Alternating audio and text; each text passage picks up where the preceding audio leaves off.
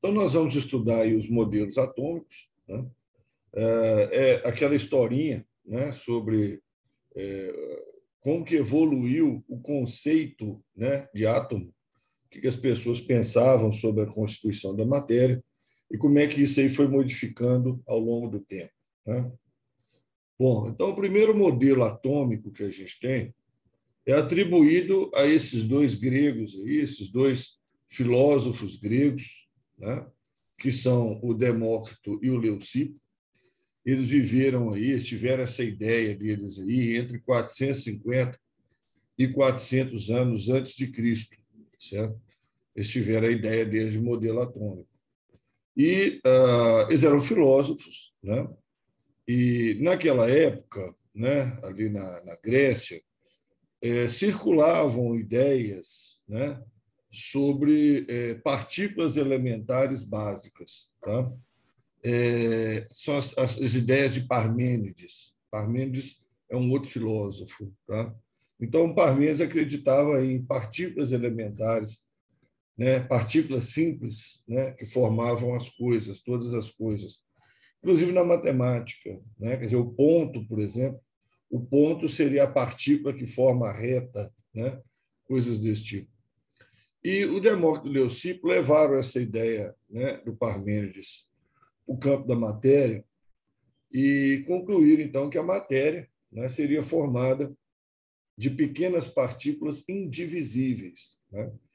Então, se você fosse dividindo a matéria, você ia chegar numa hora que não tem mais jeito de dividir. Você ia chegar de uma partícula indivisível, que eles chamaram, então, de átomo, né? O A, em grego, quer dizer não, né? Tomos parte. Aquilo que não parte, aquilo que não pode ser partido, aquilo que não pode ser cortado, aquilo que não pode ser dividido, tá? Então, essa é uma ideia, eles fizeram experimento, não, tá certo? Isso é uma ideia, uma filosofia, né, atomística. Então, de acordo com Demócrito e Leucipo, os átomos são minúsculas partículas sólidas, né? Os átomos não podem ser cortados ao meio, não podem ser divididos. Átomos são imutáveis, quer dizer, os átomos não se modificam, mas eles se reorganizam em diferentes formas. Interessantíssimo isso aí, né? Interessantíssimo isso aí. Quer dizer, o átomo não muda, certo? Hoje a gente sabe, o átomo de carbono é o átomo de carbono, o átomo de oxigênio é o átomo de oxigênio e tal. Mas eles se reorganizam em diferentes formas, formando, então, diferentes substâncias, né? Interessantíssimo, né, gente? 400 anos antes de Cristo, os caras já tinham essa ideia aí filosoficamente. É possível cortar um corpo, né? É possível cortar um corpo, por exemplo, cortar um pedaço de madeira, né? Uma pedra, é possível você cortar, porque existem espaços vazios entre os átomos, né? Então, quando você corta um pedaço de madeira, você não está cortando átomos, você está passando com a faca ali, né, em espaços vazios que existem entre os átomos. Então, na verdade, você está separando os átomos, não está cortando nenhum átomo no meio, não, certo? Então, bastante interessante as ideias, né, de Demócrito e Leucipo. Só que mais ou menos na mesma época, tá? Mais ou menos na mesma época deles aí, surgiu uma outra ideia, tá? Que foi defendida por um outro filósofo, né, que é o Aristóteles. Aristóteles, todo mundo já ouviu falar dele, né? Aristóteles, eu considero ele o maior palpiteiro da antiguidade, né? Falou de tudo. E o Aristóteles, ele defendia, né, uma outra ideia, que não era do Aristóteles, tá? Era uma ideia que circulava bastante ali na Grécia, e o Aristóteles defendia essa outra ideia, certo? Que é a ideia dos elementais, né? Os elementais, quer dizer, os elementos, né, básicos que constituem a matéria. E todo mundo sabe quais são eles, né? Todo mundo já ouviu essa historinha, que seria a terra, né, a água, o ar e o fogo, né? E o fogo. Então, o Aristóteles defendia essa ideia, tá? Contemporâneo aí de Demócrito e Leucipo. Ele defendia essa ideia, né? Que a matéria era formada da combinação de terra, água, ar e fogo. Tá? Então, terra com água dava uma substância, água com ar dava outra, certo? Então, ele defendia essa ideia muito doida, certo? Essa ideia de Aristóteles, tá? Essa ideia de Aristóteles, ela perdurou, certo? Até metade,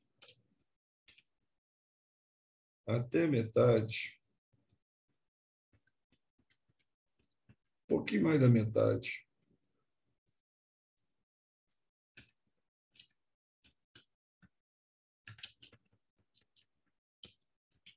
do século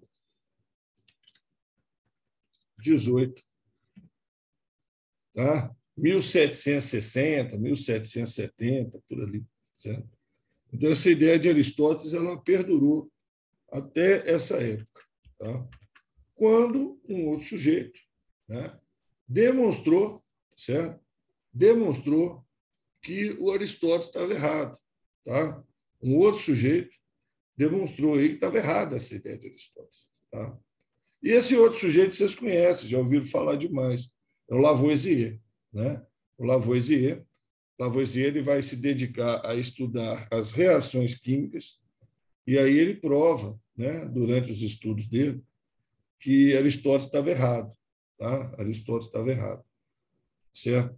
Então, você vê que essa ideia de Aristóteles, né, perdurou, né, mais de 2.000 anos, né? Mais de 2.000 anos, essa ideia de terra, água, ar e fogo, certo? 2.000 anos. E deu um atraso danado, né? Gerou um atraso danado na ciência. Tá? Bom, então, os gregos tiveram essa ideia, né? Aristóteles era o concorrente deles, Aristóteles ganhou no grito, certo? A ideia dos gregos ficou esquecida. Lavoisier provou que Aristóteles estava errado. E aí vem um fã de Lavoisier, né? Que é o John Dalton, aqui do lado, olha ele aí, que entre 1803 e 1808, né? O Dalton, que era fã do Lavoisier, certo? O Dalton era fã do Lavoisier. O Dalton estudou, né? O Dalton estudou os trabalhos do Lavoisier sobre reações químicas, tá? O Dalton percebeu, né, que o Lavoisier acabou com aquela história de terra, água, ar e fogo, certo? Mas o Lavoisier, gente, ele morreu na Revolução Francesa, tá? Ele morreu na Revolução Francesa. E ele não teve tempo, né, de arrumar uma teoria para substituir as ideias do Aristóteles. Tá? Ele não teve tempo, morreu lá na guilhotina, na Revolução Francesa. Ele era tesoureiro do rei, né? Então, se o rei morreu na guilhotina, por que o tesoureiro não iria morrer, né? Então, o Dalton, né, percebeu isso, que o Lavoisier tinha derrubado as ideias do Aristóteles, mas não tinha colocado outra ideia no lugar. E o Dalton, então, estudando reações químicas, o Dalton também estudando as reações químicas, viu que precisava de um modelo para explicar a estrutura da matéria. Aí o Dalton foi ver, né, pesquisar se alguém tinha falado alguma outra ideia sobre a matéria, e aí descobriu que os gregos Demócrito e Leucipo, né, na época lá de Aristóteles, tinham falado desse negócio de átomo. E aí o Dalton acha a ideia muito interessante. O Dalton acha a ideia muito interessante e ressuscita o conceito de átomo de Demócrito e Leucipo. Tá? Ressuscita essa ideia. Fala assim, olha, aí eu li aí os trabalhos de Demócrito e Leucipo e acho que essa ideia deles é boa para explicar a estrutura da matéria. Tá? Então, ele fala, a matéria é formada de pequenas partículas indivisíveis, denominadas átomos. E fala que é a ideia do Demócrito e Leucipo, tá? Não roubou a ideia de ninguém. Bom, a isso aí, ele foi acrescentando, né, outras coisas, tá? Ele foi acrescentando mais informações. Então, o Dalton considera que o átomo é um glóbulo, né? Uma esfera. O pessoal fala uma bola de sinuca, né? Uma bola de sinuca. O átomo, então, é um glóbulo, uma esfera de pequeno volume, né? Quer dizer, muito pequeno. O átomo não pode ser criado, não pode ser destruído, não pode ser transformado. O átomo de um mesmo elemento químico, quer dizer, átomos de um mesmo elemento químico, por exemplo, átomos de carbono, né? São sempre iguais. São sempre iguais. Todo átomo de carbono é igual. Tá? E os elementos, então, carbono, oxigênio, nitrogênio, então, podem ser identificados pela sua massa, que ele chamou, então, de massa atômica. Né? Então, para Dalton, cada elemento químico, cada átomo de elemento químico tinha uma mesma massa. Né? Então, é o que identificava os elementos. Hoje a gente sabe, tá? Hoje a gente sabe que tudo isso aqui está errado. Tá? Tudo isso aqui está errado. Hoje a gente sabe isso. Mas na época estava certo. Tá? Para o que Dalton estava estudando, isso aí resolvia. Dalton estava estudando reação química. E esses conceitos aqui, mesmo que errados, eles não atrapalham o estudo de reação química. Tá? Então, hoje a gente sabe que o átomo é divisível, né? A gente sabe que o átomo não é uma esfera maciça, né? Uma bola de bilhar. Tá? A gente sabe que átomo pode ser criado, sim, pode ser destruído, sim, pode ser transformado em outro. A radioatividade que nós falamos aí na última aula fala sobre isso. E átomos do mesmo elemento não são sempre iguais, não, né? Átomos do mesmo elemento não são sempre iguais, não. Porque existem os átomos do mesmo elemento que têm massa diferente, né? Que são os isótopos. Certo?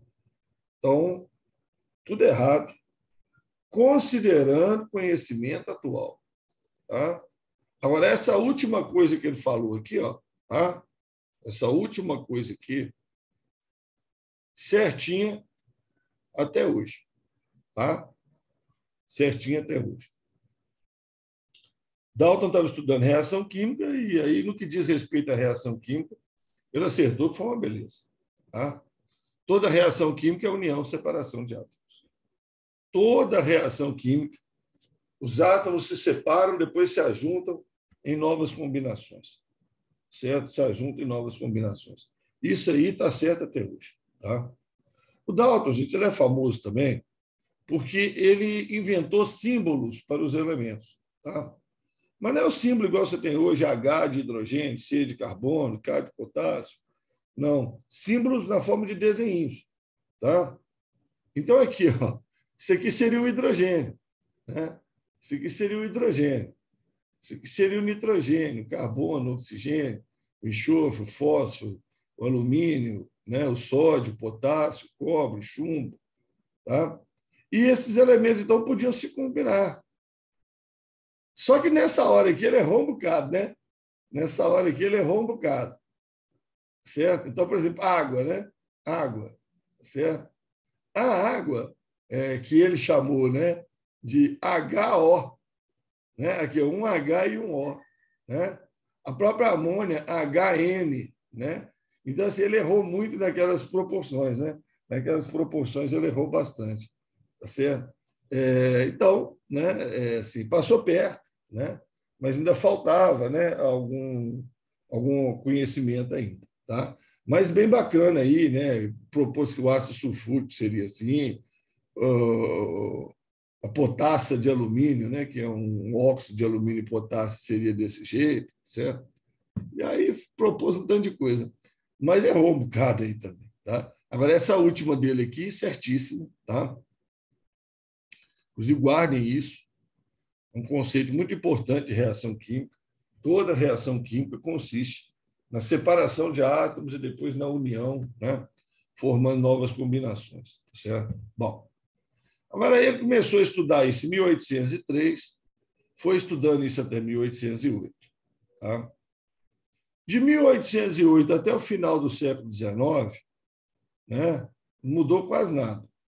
Praticamente foi um século com essas informações aqui. Aí, no finalzinho do século XIX, 1897, o Thomson, né, descobre o elétron. Descobre o elétron. A partir de um experimento, né? Um experimento usando esse aparelho aqui embaixo, que é chamada ampola de Crookes. Tá? Ampola de Crookes. Então, o que é a ampola de Crookes? É um recipiente de vidro onde é feito vácuo lá dentro, é retirado todo o ar, então está em vácuo. Tá? Aqui tem um eletrodo, né? Aqui tem um eletrodo, um metal, certo?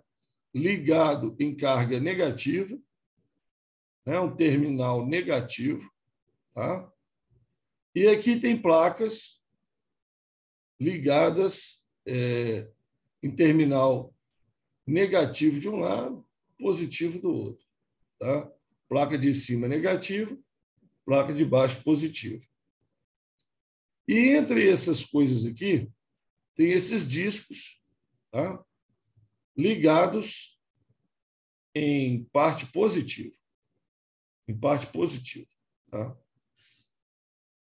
Daqui para cá, daqui para cá, tá? Tem uma enorme diferença de potencial. Tá? Uma enorme diferença de potencial. Certo? Milhares de volts. Tá? Daqui para cá. Milhares de volts. Então, quando o Crookes, né, colocou esse negócio aí para funcionar, junto com o Thomson e tal, né, o que acontece? Dessa peça metálica aqui, que é o cátodo, certo? Saiu uma radiação, um raio, tá? Que passou por essas placas positivas perfuradas no meio, tá vendo? Passou entre as duas placas positiva e negativa e bateu na tela aqui no fundo. Quando bate aqui na tela, tem um material e fica fluorescente. Onde bate fica fluorescente, tá? Onde bate fica fluorescente. Então, o que aconteceu, né? Com as placas metálicas aqui, ó, placas defletoras, tá? Desligadas, sem carga, um feixe passava direto aqui, batia aqui no fundo. Com as placas ligadas, o feixe desviava, batia aqui embaixo. Então, se ele desviava na direção da placa positiva, é porque esse feixe tem cargas negativas. Esse feixe tem cargas negativas. E aí o pessoal foi estudar esse feixe, né? Descobriu, então, que era o tal do elétron. Então, gente, 1897, tá? Os caras não sabiam o que era elétron ainda não, tá? 1897. Eles não sabiam de elétron, não. Inclusive, eles conheciam corrente elétrica, né? Eles conheciam corrente elétrica, mas não sabiam que corrente elétrica era movimento de elétron, tá? Eles não sabiam nada disso, certo? Então, através desse experimento, o Thomson demonstrou que partículas negativas são produzidas pela matéria. E essas partículas deveriam vir de átomos, né? Então, ele vai propor que o átomo tem partículas negativas. Ele vai propor que o átomo tem partículas negativas. Agora, o átomo não é negativo. O átomo é neutro, né? Então, se o átomo tem partículas negativas, ele tem que ter cargas positivas também, para neutralizar essas partículas negativas. Certo? Então, descobre o elétron. Aqui, ó, a lógica é essa, tá? Elétron foi descoberto através desse clássico experimento aí da ampola de Crookes, tá? Os raios catódicos, né? Vocês vão encontrar isso com o nome de raios catódicos, que é nada mais, nada menos que um feixe de elétrons, tá?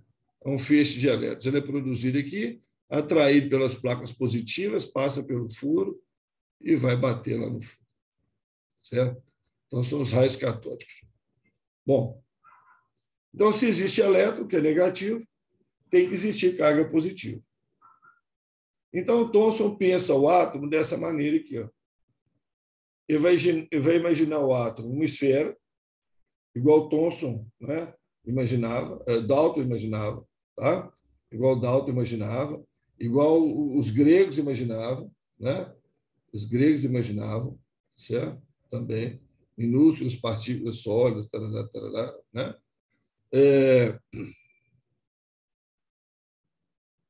Esferas, né? Agora, ele imaginava uma partícula então positiva e as cargas negativas em volta. As cargas negativas em volta, tá? Essa foi a primeira ideia de Thomson. Essa foi a primeira ideia de Thomson, tá?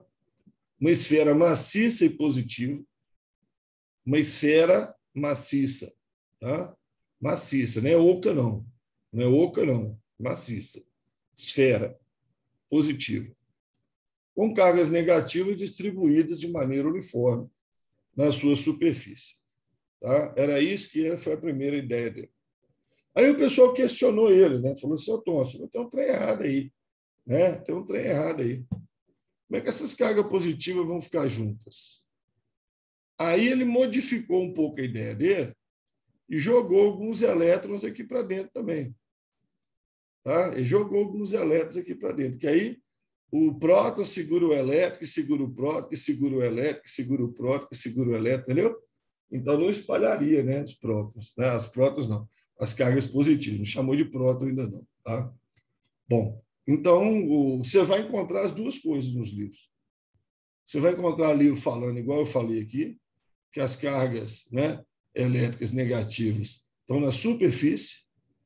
Você vai encontrar livro falando também que as cargas elétricas estão misturadas, negativas, misturadas no meio das cargas positivas. Você vai encontrar as duas coisas, tá? Não assusta disso, não.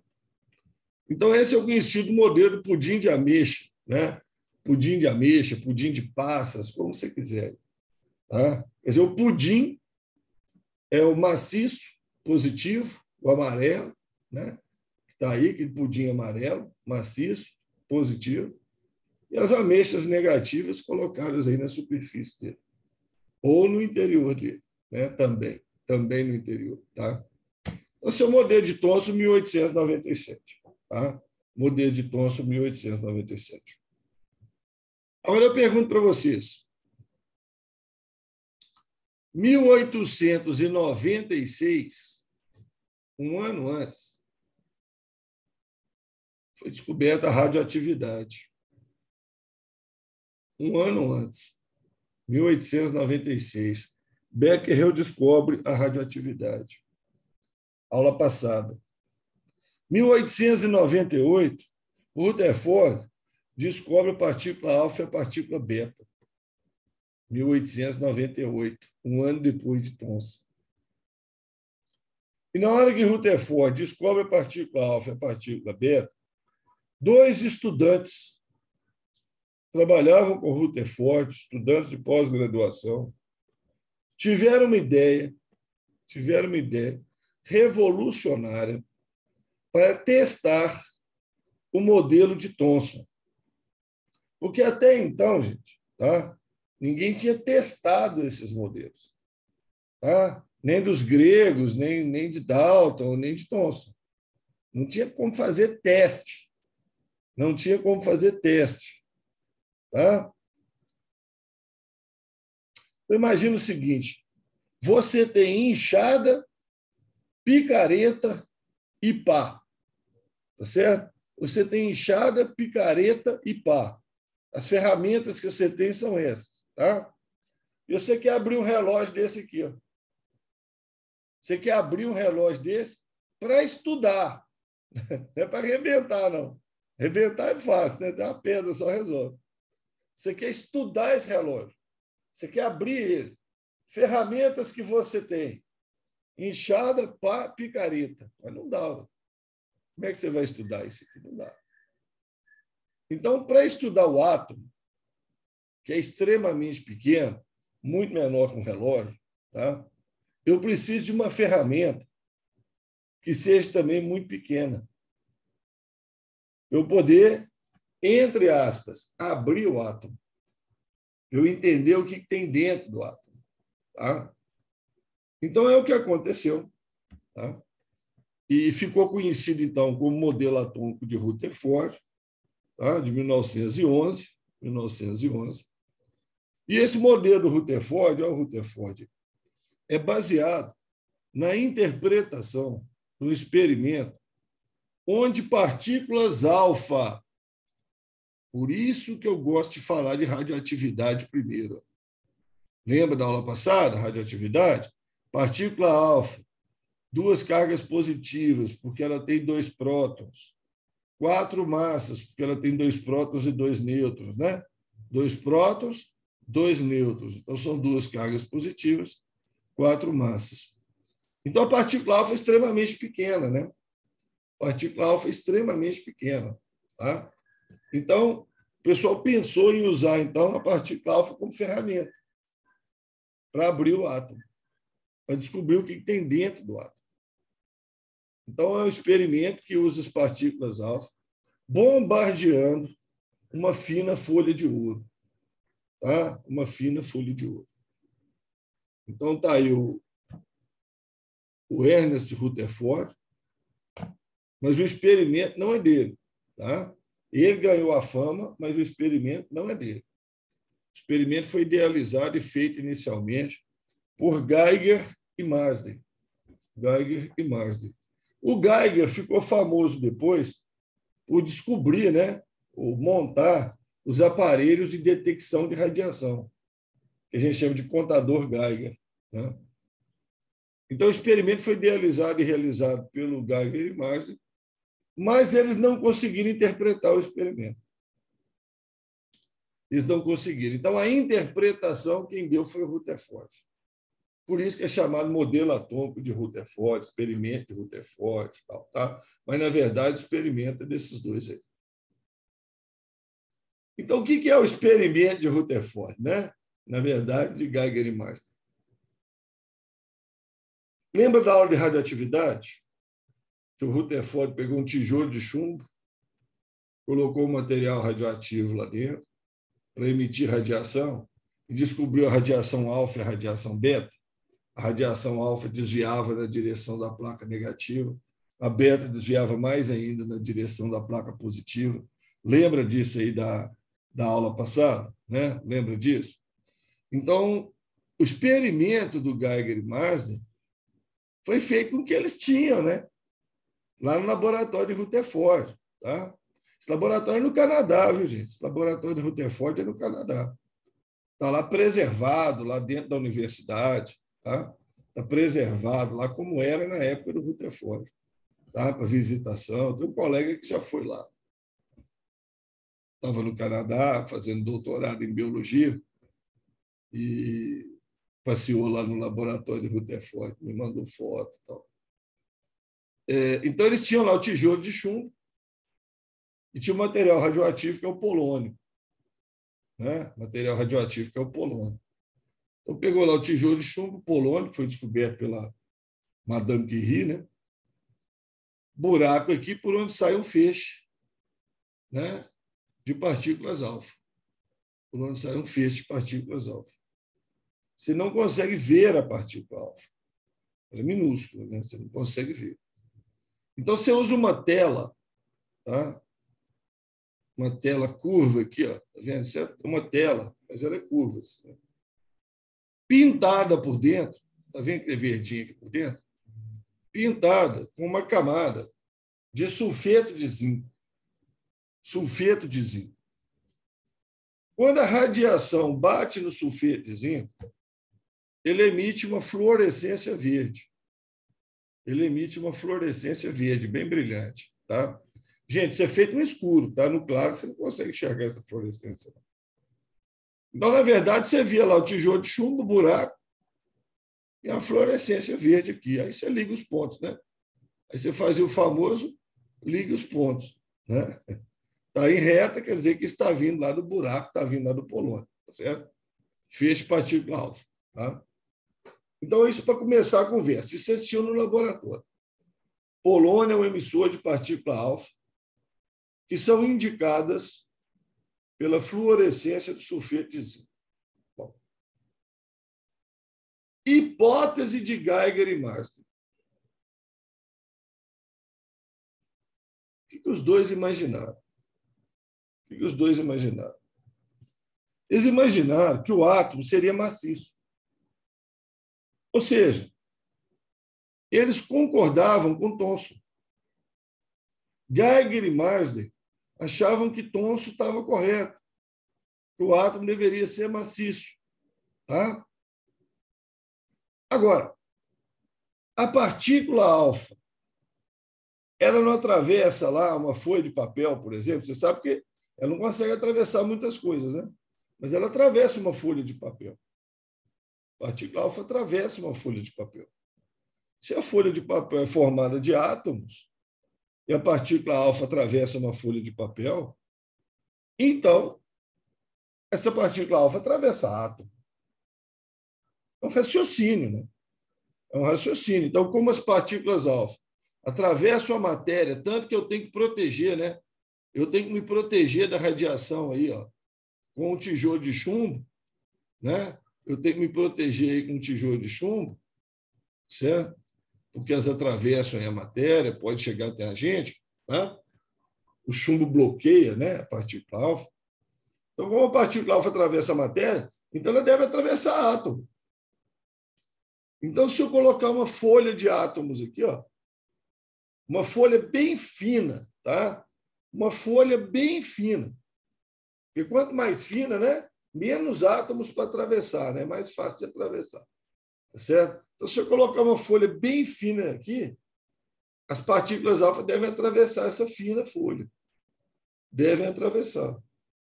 Tá?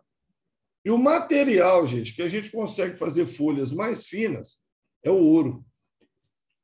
O ouro você faz folhas tão finas que elas são transparentes. Tão finas que elas são transparentes. Tá? Então, o Geiger e o Marsden fizeram folhas de ouro extremamente finas, transparentes, colocaram ali no meio. E aí eles imaginavam isso aí. Tá? A partícula alfa ia atravessar a folha de ouro praticamente sem sofrer desvios ou sem sofrer grandes desvios. É o que eles imaginavam. Tá? É o que eles imaginavam. Eles iam atravessar praticamente sem sofrer nenhum tipo de desvio. Tá? É isso que eles imaginavam.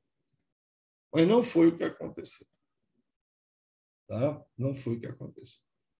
Ô, Ramon, mas se vai atravessar alguma coisa, vai desviar. Espera aí, não é bem assim, não. Né? Você imagina uma porta de madeira bem fina. Uma porta de madeira fina. Você dá um tiro nela. Né? Uma porta de madeira fina. A bala atravessa a porta de madeira praticamente sem sofrer desvio. Tá? Praticamente sem sofrer desvio. É isso que eles imaginavam que ia acontecer com a partícula alfa. Queria atravessar a folha de ouro praticamente sem sofrer desvio. Então, se eles estivessem certos, onde é que eles iriam observar a fluorescência? Onde é que eles iriam observar a fluorescência? Só aqui, ó. Só nessa região que eles iriam perceber fluorescência. Beleza? Se eles estivessem certos. A fluorescência ia acontecer só nessa região. Mas fluorescência apareceu nessa região, né? Muita fluorescência, muita, tá? Mas pequenos pontos fluorescentes apareceram em outras regiões também. Aí é que complicou. Então, o Geiger e o Marsden estavam imaginando isso aí. Ó. Jogo lá a partícula alfa, tá certo? Ela vai atravessar a folha de ouro, praticamente sem sofrer desvio. Beleza. Só que algumas atravessaram a folha de ouro e desviaram, e algumas nem atravessaram, bateram e voltaram. certo? Então, olha aqui, a maioria, tá vendo? Deixa eu apagar aqui, ó. Tá vendo que essa mancha aqui é bem maior que as outras? Tá vendo que essa mancha é bem maior que as outras? A luminosidade dessa mancha aí, se você medir com um fotômetro, que é aquele aparelhozinho que mede luz, quando o fotógrafo vai tirar fotografia das pessoas, para ver se a luz está boa, né? Se não vai estourar a foto, né? Com o aparelhozinho aí, eles mediram essa luz, e essa luz é 100 mil vezes mais intensa do que essas outras aqui.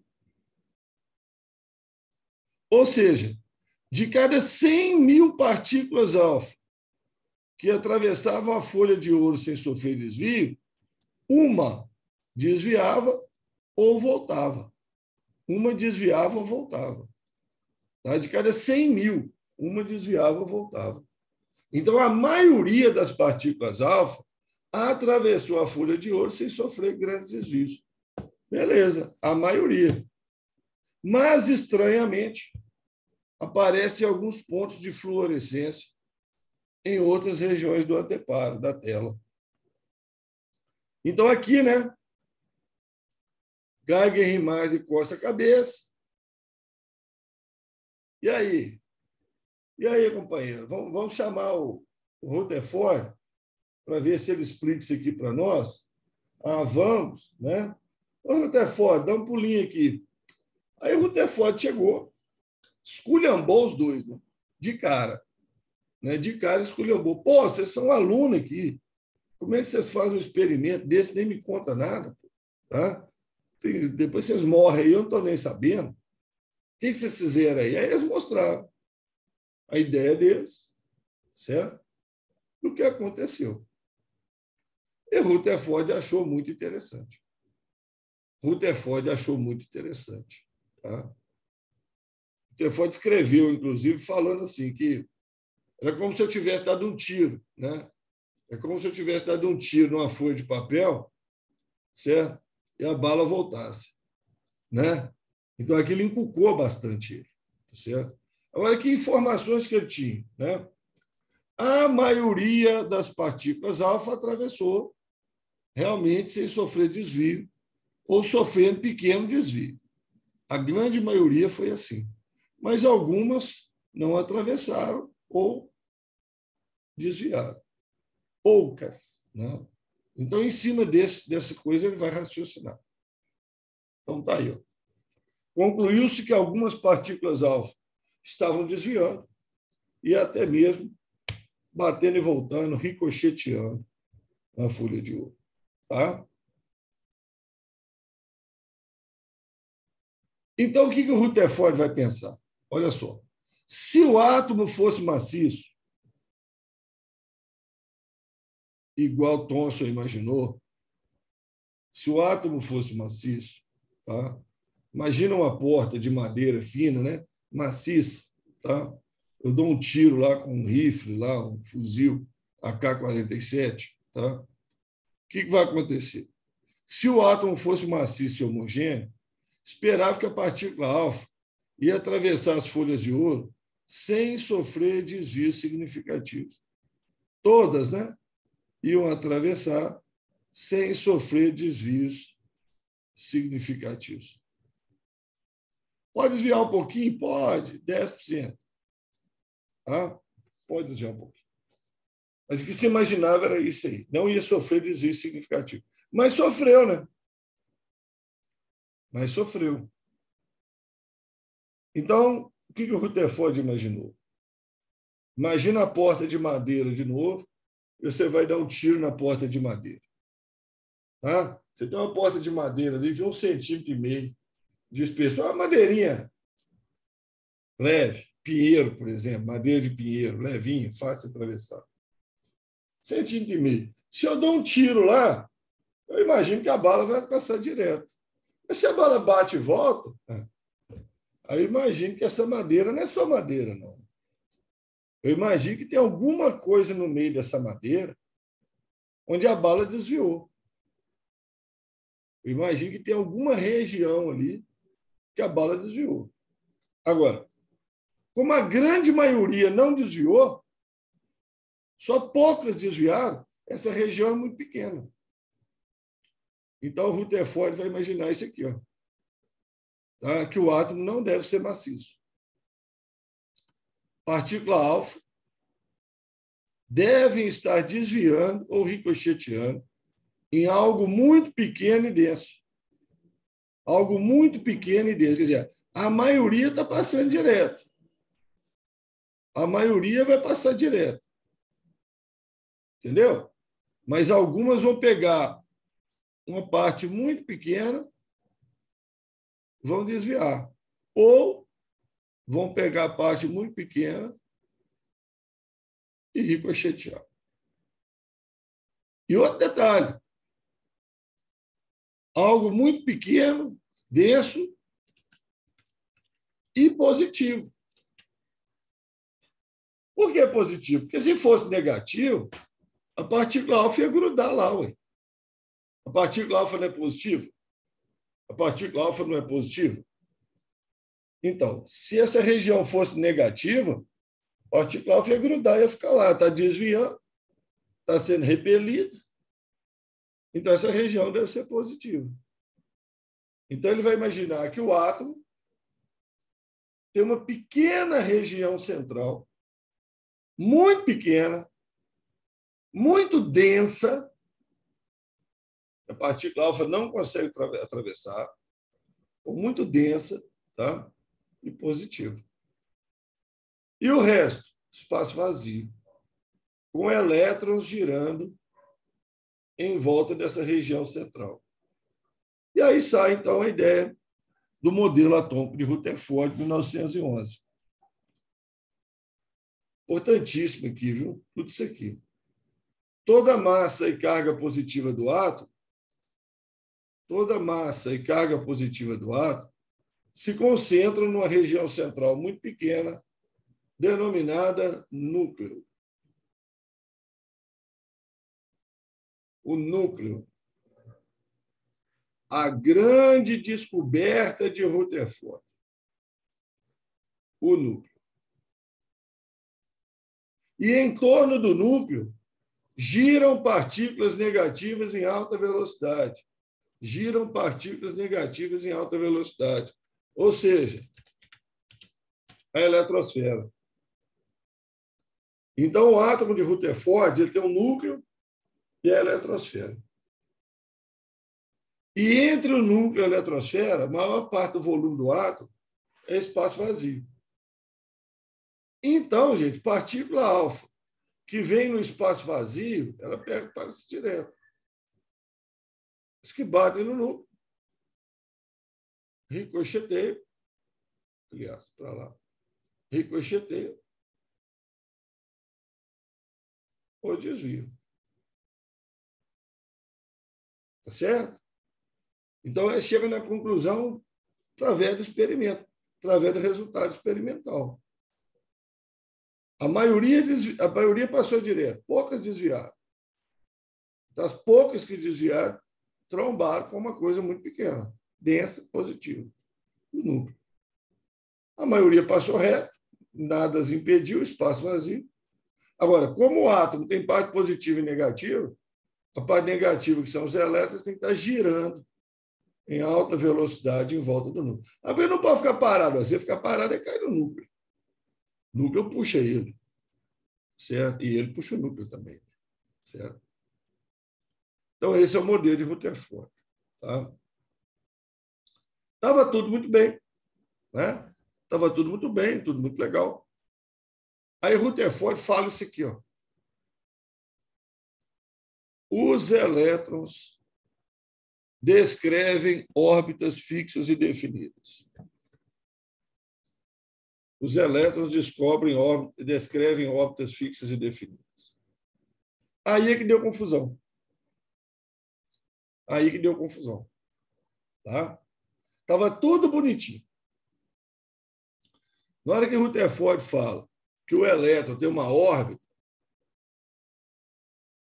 fixa definida, aliás, gente, nem precisava de falar fixa e definida, tá?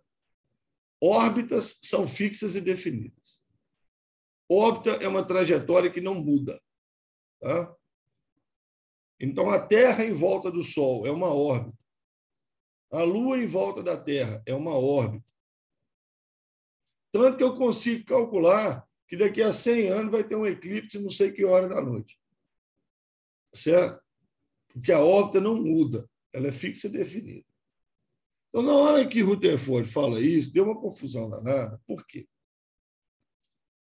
O pessoal considerou isso errado. Gente, foi considerada errado. Tá? Por quê?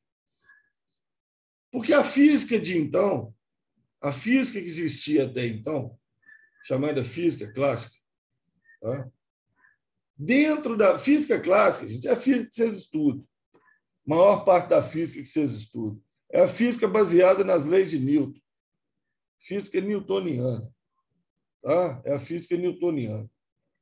Então, dentro da física clássica, tem um princípio da física clássica chamado princípio de Maxwell. O princípio de Maxwell afirma que cargas elétricas em movimento acelerado devem perder energia de forma contínua. Então, o elétron é uma carga elétrica. Ele está girando e mudando de direção, porque o movimento circular tem uma aceleração centrípeta, que muda a direção do movimento. Não muda o módulo, o número, né, o valor do movimento, velocidade, mas muda a direção. Então, tem uma aceleração centrípeta, então é um movimento acelerado.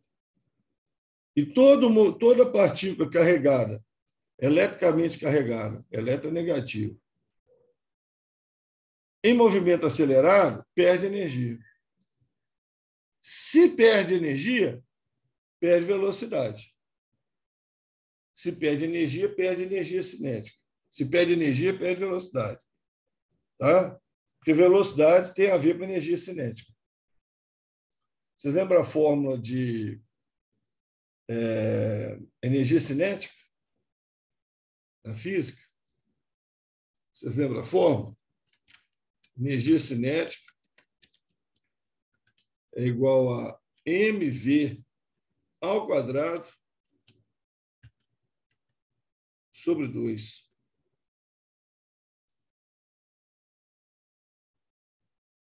Não, Renata, a fórmula. Meio de mv2. Meio de mv2. Massa vezes velocidade ao quadrado dividido por 2. Certo?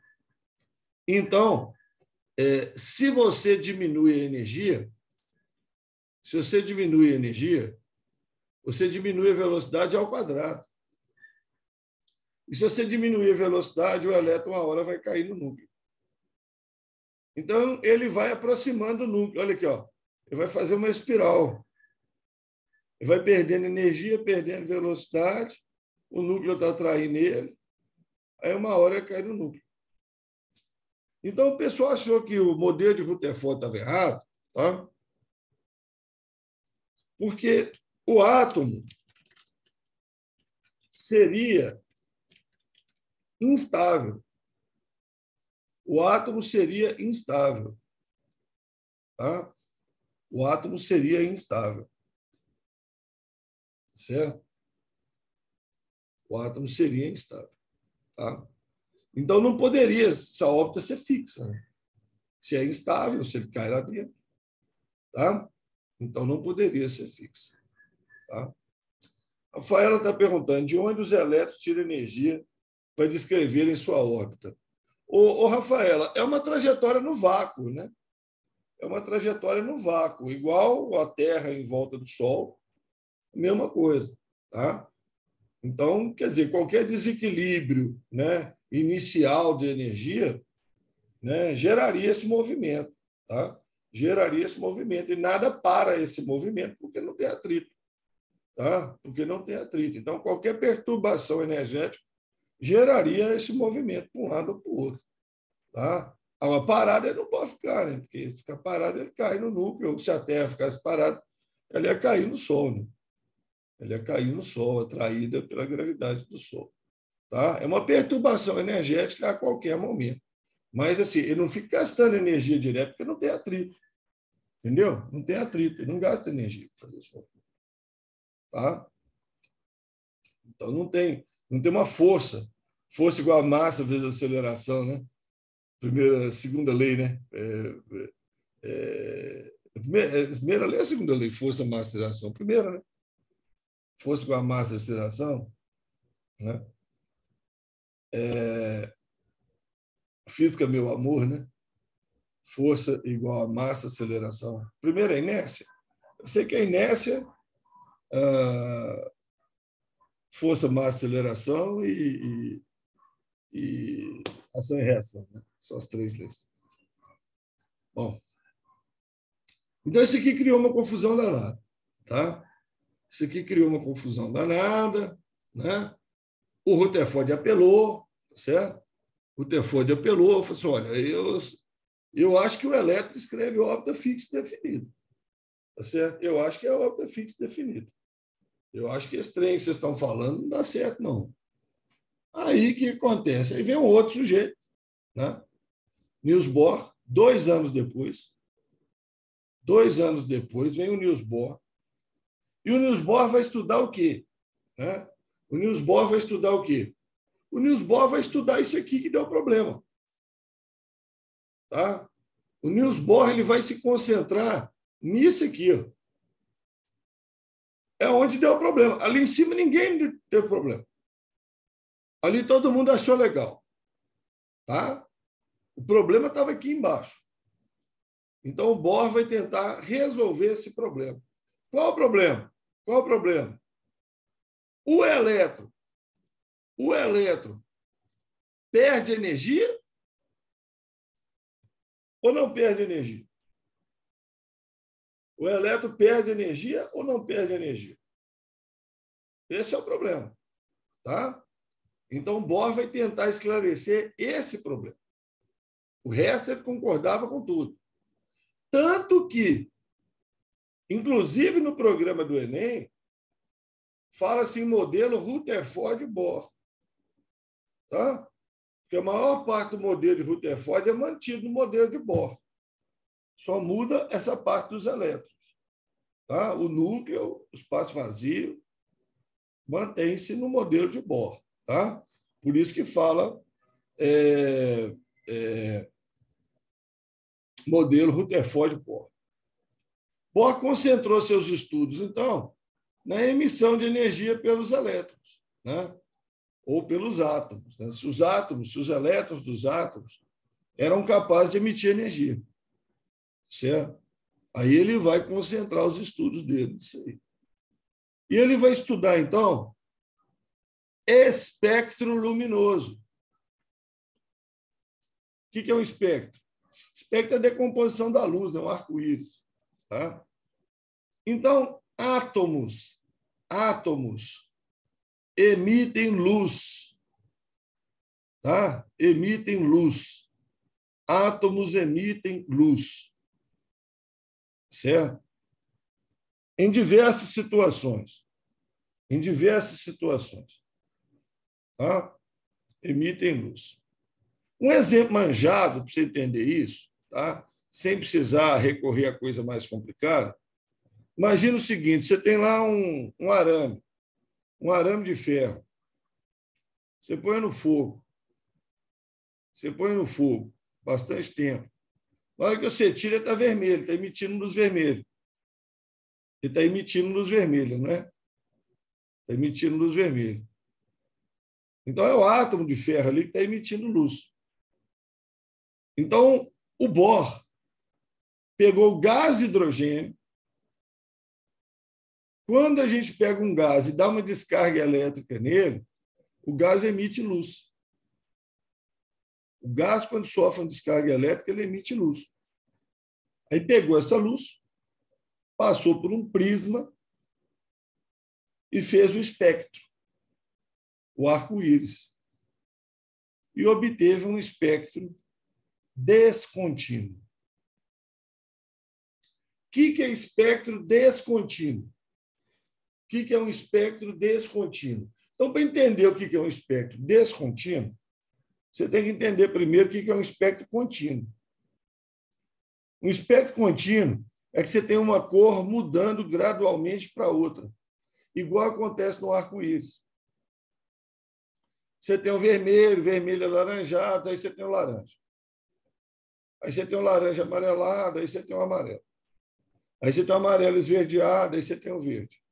Entendeu? Vai mudando gradativamente. Isso chama espectro contínuo. Agora, Bohr não obteve espectro contínuo. Ele obteve espectro descontínuo. Como assim? Vermelho estava aqui, vermelho estava aqui, aí uma região escura, verde, aí uma região escura, azul, aí uma região escura, violeta. Não estava mudando de uma cor para outra aos pouquinhos, não. Então, Bohr foi estudar a emissão de energia pelos átomos. Pegou o gás hidrogênio, deu uma descarga elétrica, o gás hidrogênio emite luz branca. Decompôs a luz branca e obteve um espectro descontínuo. Faixas coloridas, que a gente chama também de raias. Tá? Aí o Bohr falou o seguinte, agora eu me lasquei. Agora eu me lasquei, eu vou ter que chamar alguém para me ajudar. Aí chamou um colega dele. Tá? Curiosamente, os dois já tinham trabalhado com Rutherford, chamou então o Max Planck, que o Rutherford não confiava muito no Max Planck, não. O Rutherford achava que o Max Planck era meio doido, tinha umas ideias meio esquisitas. Mas o Bohr deu um voto de confiança para o Max Planck. Chamou lá o Max Planck para analisar o espectro. E aí o Max Planck vem com uma ideia revolucionária, a tal que o Rutherford achava muito doido, tá? Que é a teoria da quantização de energia. Teoria da quantização de energia. Tá? Max Planck vai imaginar, então, a teoria da quantização de energia. Bom, que diabo é isso? De acordo com Planck, a energia é organizada como pacotes de energia. E esses pacotes são indivisíveis. Tá? Cada pacote desse é chamado de quantum plural, em latim, quanta. Tá? Quantum e quanta. Gente, se você pensar um pouquinho, você voltou lá na Grécia Antiga, cara. Você voltou lá em Parmênides. Partículas elementares básicas. Se Parmênides achava que a reta na matemática era formada de pontos, Demócrito e Leucipo, que a matéria é formada de átomos. Tá? Átomos. E aí vem o Max Planck e fala que a energia é formada de partículas também, quer dizer, de pedaços, de unidades, pacotes de energia. Ele chamou de quantum. Muito doido isso aí. Certo? Muito doidão. Essa ideia, o Max Planck teve essa ideia em 1904. Nós estamos em 1913. Ninguém acreditou no Max Planck. O cara teve a ideia de pacotes de energia, quantum, quantização, aspectos quânticos, em 1904. O pessoal não levou ele a sério, não. Aí chega aqui, ele vai explicar esse negócio direitinho. Para vocês entenderem o que é um quantum, tá? Imagina o seguinte: o dinheiro que você tem.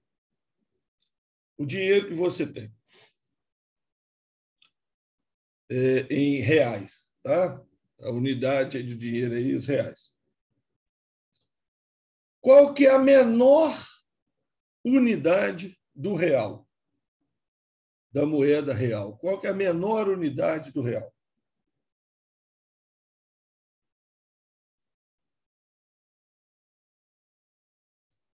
A Rafaela falou ali, 1 centavo. Exatamente, Rafaela. Rafaela, 1 centavo. Você tem 1 centavo, Rafaela? Ah, tem, Ramon. 1 centavo eu tenho. Beleza. O centavo é a unidade que forma a nossa moeda. Ele é o pacote monetário, né? 1 centavo. Ô, Rafaela, se você está devendo R$ 10 para uma pessoa, se você está devendo R$ 10 para uma pessoa, tem jeito de pagar? Tenho. R$ 1.000? Tenho. R$ 1 milhão? Tenho. Jeito tem, né? Jeito tem. Se você ganhar na Mega Sena aí, é facinho. Tá certo? Mas tem jeito de pagar. Agora, Rafaela, imagina que você está me devendo. Imagine que você está me devendo meio centavo. Meio centavo. Tem jeito de você me pagar? Não tem. Olha só, tem como você pagar R$ 1 milhão, mas não tem como você pagar meio centavo. Porque não existe meio centavo. Então você tem que torcer para não te cobrar, né? E que é meu meio centavo, né? E eu tenho que torcer para você não me pagar com 1 centavo e pedir o troco, né? Se você me pagar com 1 centavo e pedir o troco, aí eu vou ficar te devendo eternamente. Tá certo? Então, assim, é o quanto é o centavo. Não existe meio quanto. Tá certo? Não existe meio quanto, um décimo de quanto. Quanto é como se fosse 1 centavo. Tá? É indivisível. É a menor unidade da energia. Tá? Então, o Max Planck vai trabalhar em cima disso. Mas onde é que isso aí vai ser importante, Ramon? Calma, você vai entender. Olha aqui o que o Bohr fez, então. Pegou um tubo de vidro contendo gás e hidrogênio, deu uma descarga elétrica, tá? Deu uma descarga elétrica lá no tubo de vidro, contendo gás e hidrogênio. E o gás, então, emite uma luz branca. Essa luz branca passou nessa fenda, passou nesse prisma, decompôs em um espectro descontínuo. Está vendo? Descontínuo. Vermelho, espaço preto. Verde, espaço preto. Azul, espaço preto. Violeta, espaço preto. Espectro descontínuo. Agora, Rafaela, vamos aproveitar que você está me respondendo ali. Do vermelho até o violeta é luz visível, né? Do vermelho até o violeta é luz visível, tá? Agora, tem luz que chega aqui? Tem luz que chega aqui? O que você acha? Tem luz que chega aqui, ó. Só você não, Renato, Valentina, Felipe, se quiser responder. Tem luz que chega aqui, ó. Como é que chama?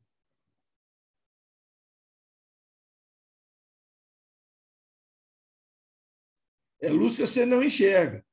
Você não enxerga, tá? Essa luz que chega aqui, você não enxerga. Certo? Mas já chega ali. Como é que ela chama?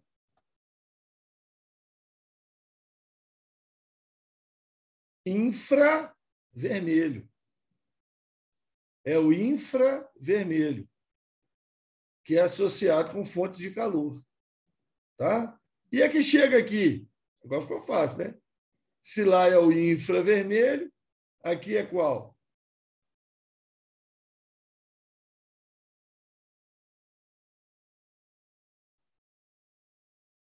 Ultravioleta. Muito bem, Rafael. Ultravioleta.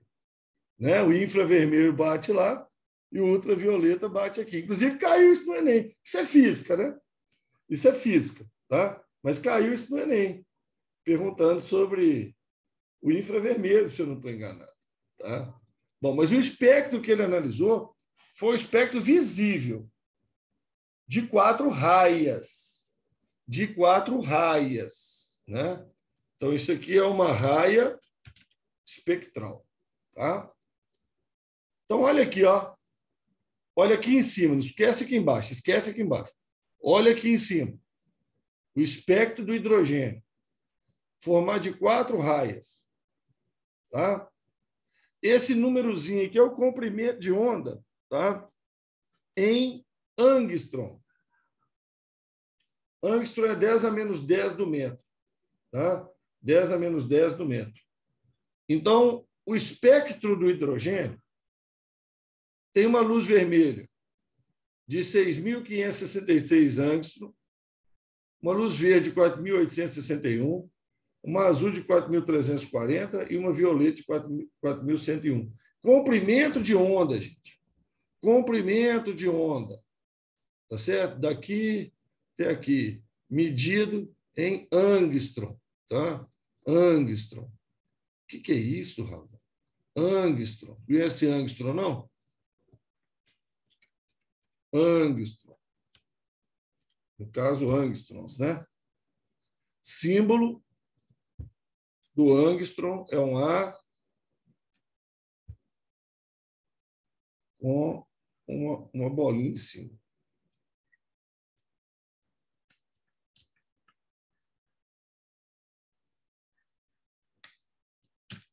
É igual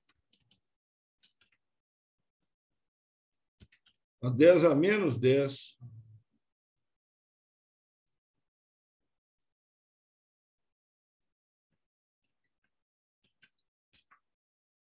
10 a menos 10 do metro. Tá? Comprimento de onda. Então, se você presta atenção, se você pegar o material, tá? Se você pegar o material, meteu energia nele, tá certo? Jogou energia nele, tá certo?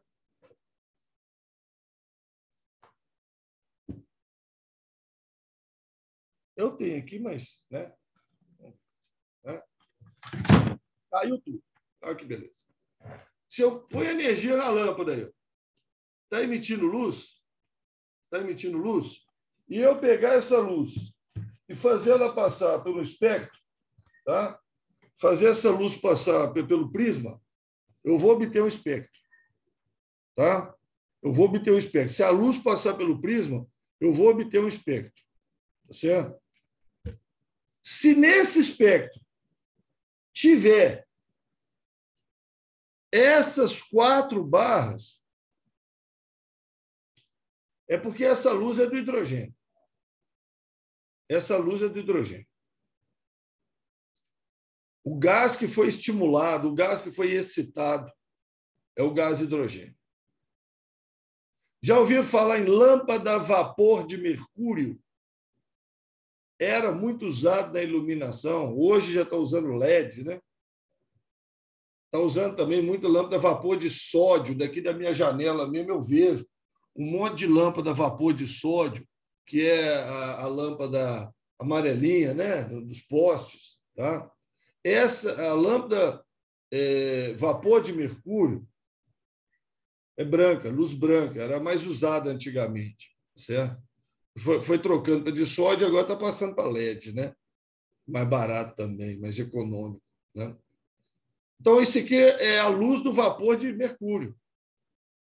Se você pegar a luz branca do mercúrio e passar no prisma, dá esse resultado. Se você pegar a luz amarela do sódio, dá 2 barrinhas parecidas com essa aqui, mas não são os mesmos comprimentos. 2 barrinhas parecidas com essa aqui, a luz do sódio. Tá? Cada elemento químico tem uma assinatura espectral. Nó, Ramon, você falou bonito. Também gostei. Vou até colocar assim, ó, substância química tem uma assinatura espectral. Cada substância química tem uma assinatura espectral. Tá? Cada substância química.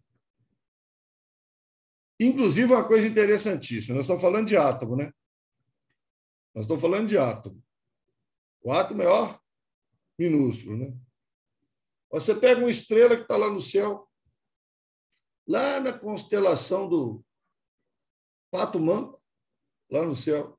Tá? Você pega aquela estrela lá no céu, você pega um telescópio, mira lá na estrela, pega a luz da estrela, passa num prisma e decompõe.